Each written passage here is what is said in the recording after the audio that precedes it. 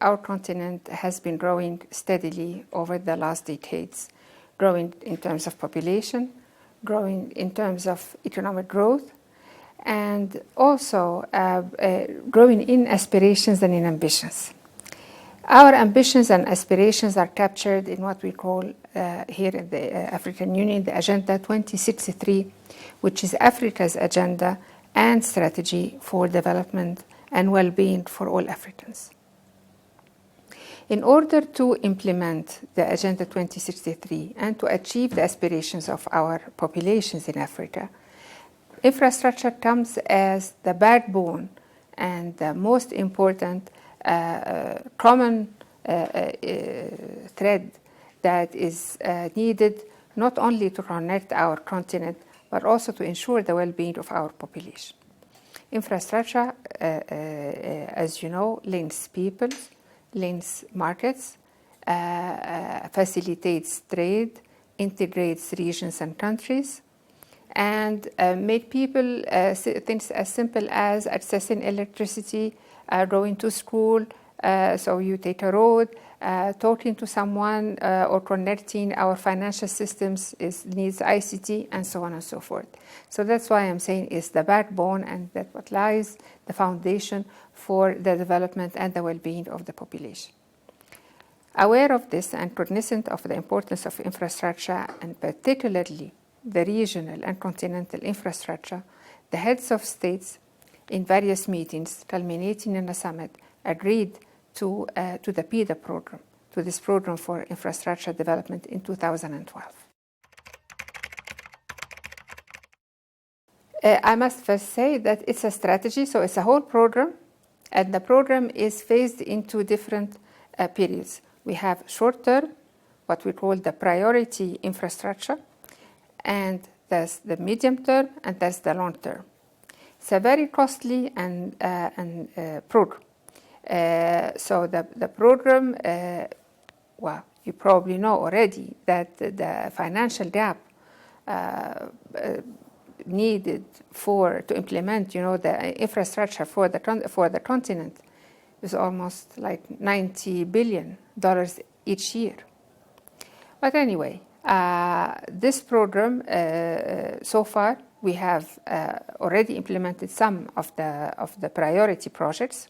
There are already some have been achieved. Even we have a hydropower dam in Guinea that was already implemented. We have many transport projects that have been implemented. We have progress on many of the important corridors, like the Cairo to Cape corridor, and more importantly, we mobilized most of the stakeholders are fully mobilized. We have the commitment, the political commitment, and now PIDA is recognized, and it is the only reference for the whole continent as the program for the continent for infrastructure. PIDA focuses on the regional and the continental infrastructure, whereas countries focus on their own national infrastructure. So we're making a distinction here. Why? Why we're putting emphasis, and this program supports mainly the regional and continental infrastructure, because that Africa is made of so many countries. They are small economies in most of them, small also in number of population, distant, they are not connected. So, and it's not an easy task to be undertaken by one country.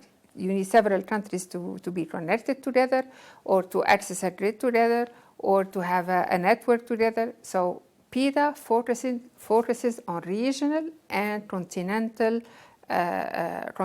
programs. Now, for that also, it's not easy.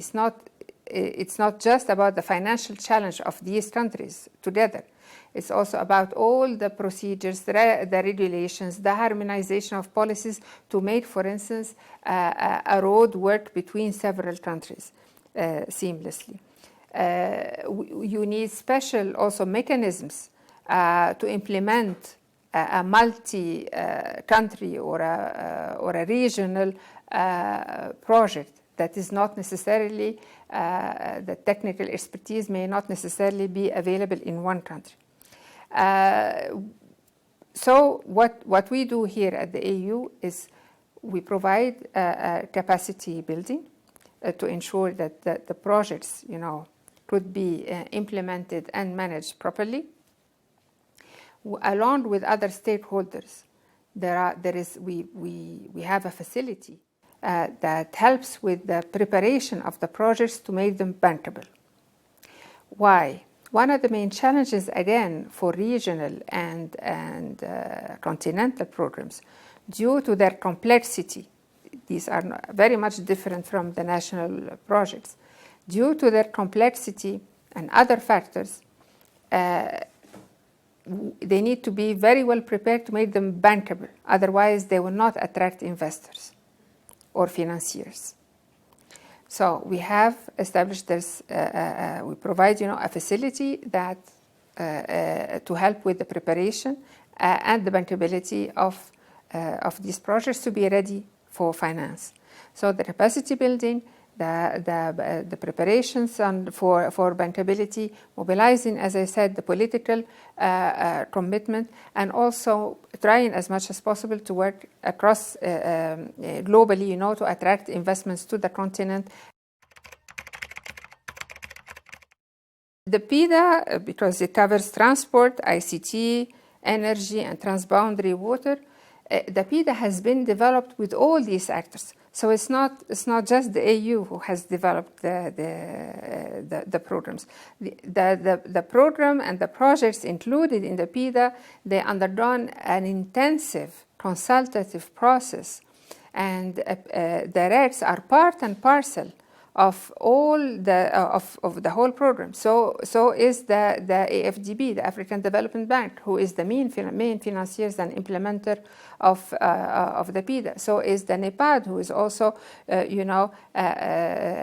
these are the main players, and we are all talking, as I said, is the sole reference. So all of us are implementing the exact same programs. For instance, a hydropower dam that's very successful, that was implemented in West Africa.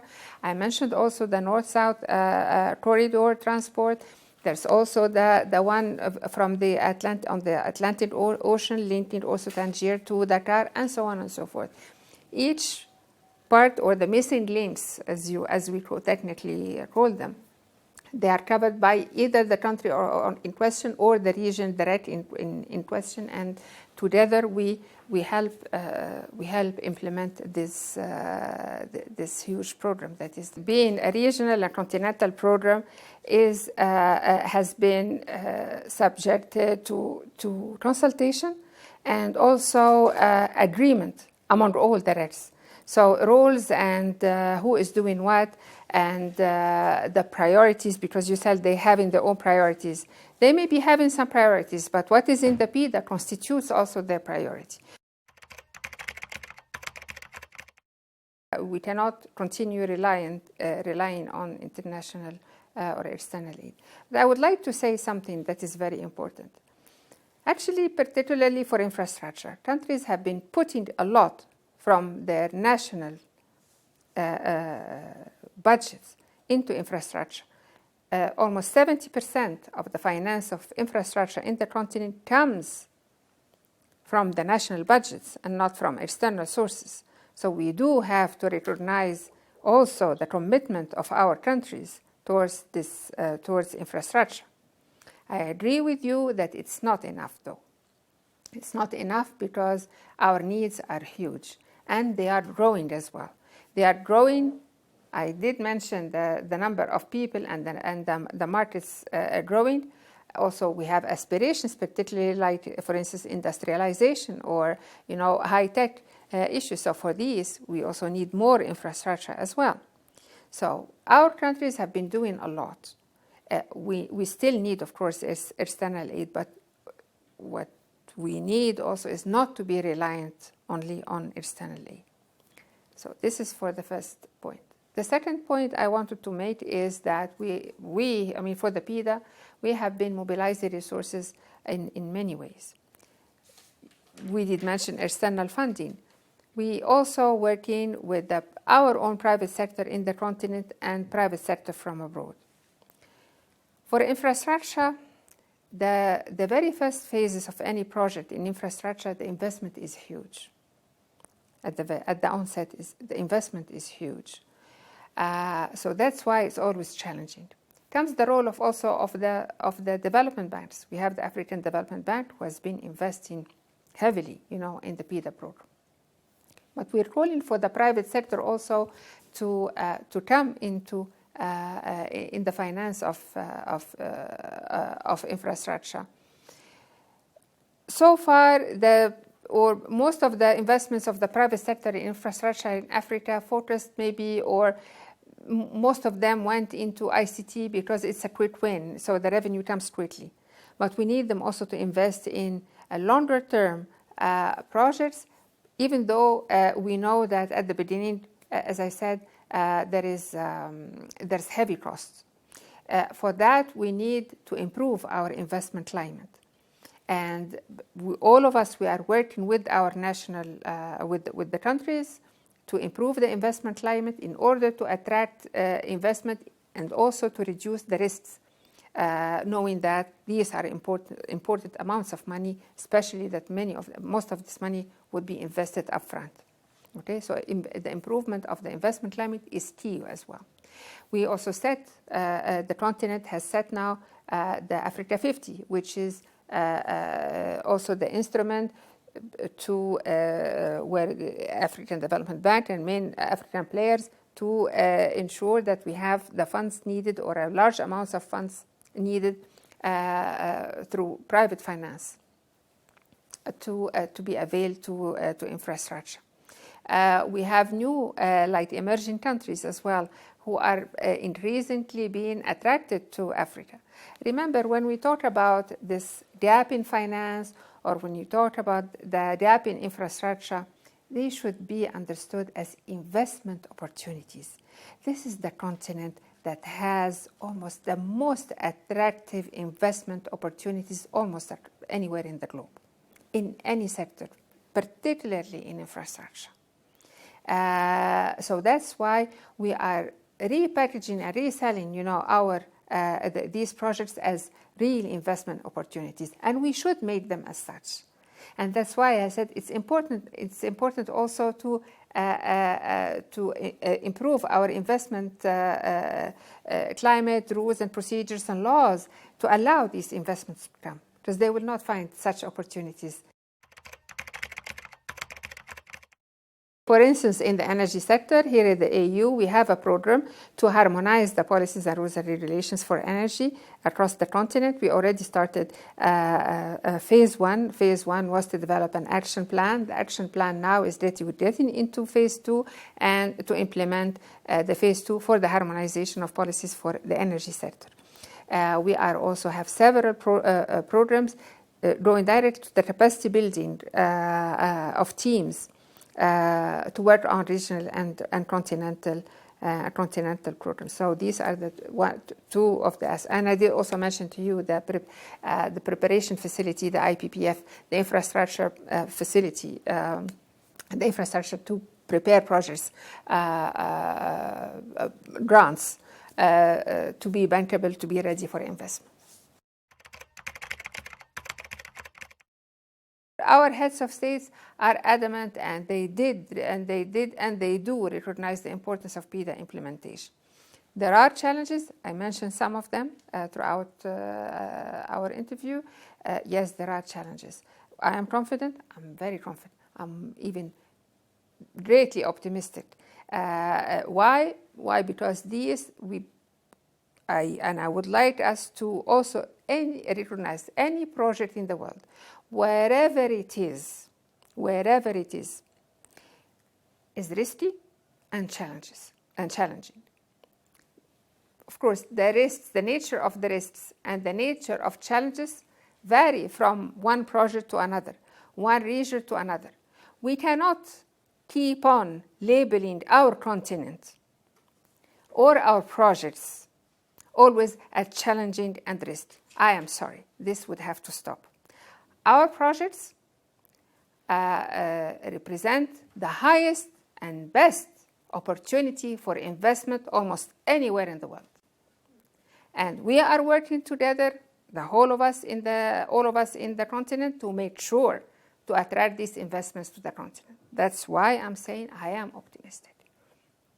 And I would like us once and for all to really look at them as such, and not as always they are challenging, Africa is risky, not at all.